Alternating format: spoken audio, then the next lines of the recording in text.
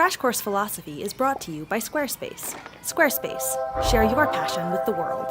Aristotle once described humans as the rational animal. Well, actually, he said that man is the rational animal, but we don't have to be sexist just because he was. And if you've ever gotten into an argument with someone about religion or politics or which Hemsworth is the hottest, then you've experienced how irrational people can be about their opinions. But what Aristotle meant is that rationality is our distinguishing characteristic. It's what sets us apart from the beasts. And no matter how much you disagree with someone about God or Obama or Chris Hemsworth, you can at least grant that they are not beasts. Because, most of the time at least, people can be persuaded by arguments. You use arguments all the time. In the comments, at family dinners, with your friends. You probably just don't think of them the same way that philosophers do. When you try and convince your parents to loan you the car, or when you're talking up Crash Course to your friends, you are using arguments. Thanks, by the way. Each time you tell someone to do or believe something, or when you're explaining why you do or believe something, you are giving an argument. The problem is, the vast majority of people aren't really good at arguments. We tend to confuse making a good argument with like having witty comebacks or just making your points more loudly and angrily, instead of building a case on a solid foundation of logic, which can be harder than it sounds. But learning about arguments and strong reasoning will not only make you a better philosopher, it will also set you up to be a more persuasive person. Someone who people will listen to. Someone who's convincing. So yeah, these skills are beneficial no matter what you want to do with your life, so you might as well know how to argue properly.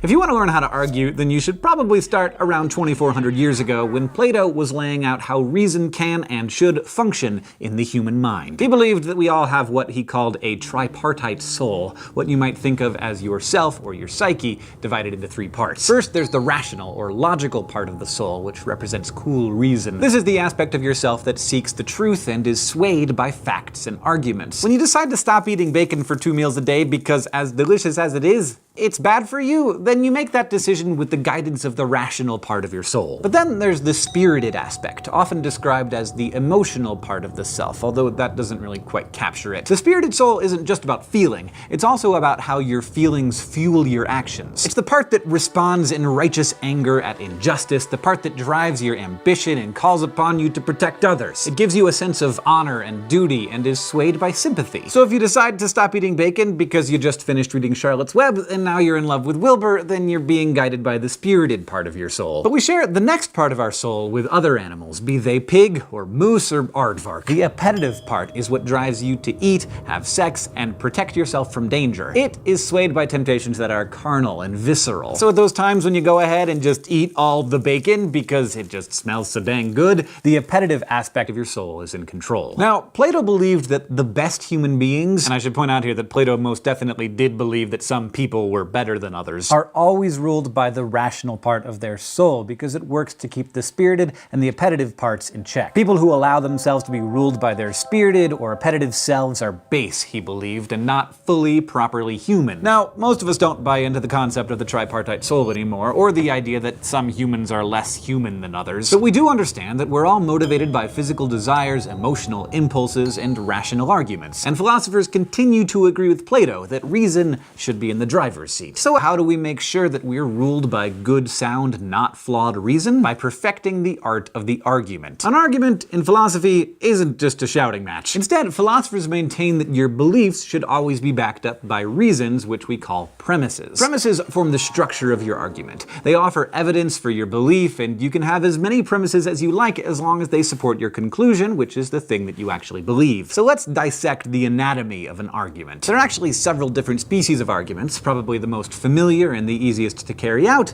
is the deductive argument. The main rule of a deductive argument is, if your premises are true, then your conclusion must be true. And knowing that something is actually true is very rare and awesome. So here's a boiled down version of a good deductive argument. Premise 1, all humans are mortal. Premise 2, Socrates is human. Conclusion, Socrates is mortal. This kind of reasoning, where one fact leads to another, is called entailment. Once we know that all humans are mortal and that Socrates is human, those facts entail that Socrates is mortal. Deduction begins with the general, in this case what we know about human mortality, and reasons down to the specific, Socrates in particular. What's great about deductive arguments is that the truth of the premises must lead to the truth of the conclusion. conclusion. When this happens, we say that the argument is valid. There's no way for the conclusion to be false if the premises are true. Now check out this argument. All humans are mortal, Socrates is a human, therefore Socrates was Plato's teacher. That argument is invalid because nothing about human mortality can prove that Socrates was Plato's teacher. As you might have noticed, there are plenty of mortal humans who never taught Plato. What's interesting though is that this argument does happen to have a true conclusion, which leads us to another issue, and that is validity is not the same as truth. All valid really means is that if the premises are true, then your conclusion can't be false. But that doesn't mean that your premises prove your conclusion to be correct. Like in the case of whether Socrates was Plato's teacher, the premises are true and the conclusion is true, but the argument is still not valid because the premises don't in any way prove the conclusion.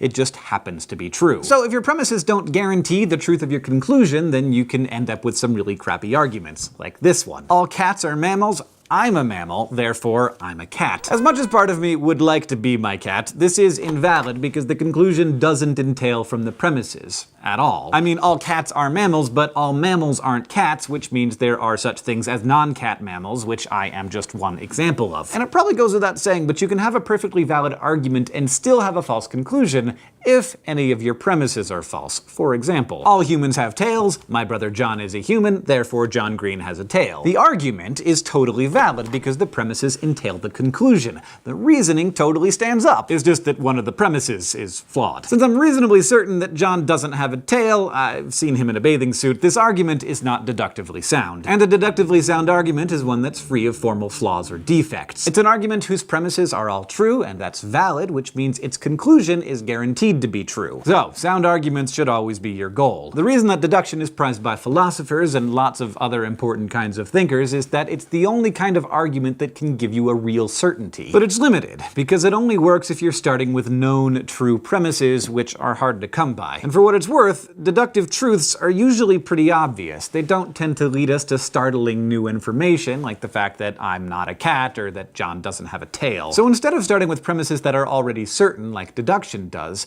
you're gonna have to know how to determine the truth of and your confidence in your premises. Which means you're gonna have to acquaint yourself with the other species of arguments, which we're gonna do next time. But today we talked about the value of reason, the structure of arguments, and we took a close look at one kind of argument, deductive reasoning. This episode of Crash Course Philosophy is made possible by Squarespace. Squarespace is a way to create a website, blog, or online store for you and your ideas. Squarespace features a user-friendly interface, custom templates, and 24/7 customer support. Try Squarespace at squarespace.com/crashcourse for a special offer. Crash Course Philosophy is produced in association with PBS Digital Studios. You can head over to their channel to check out amazing shows like The Art Assignment, The Chatterbox, and Blank on Blank. This episode of Crash Course was filmed in the Dr. Cheryl C. Kinney Crash Course studio with the help of all of these amazing people, and our graphics team is Thought Cafe.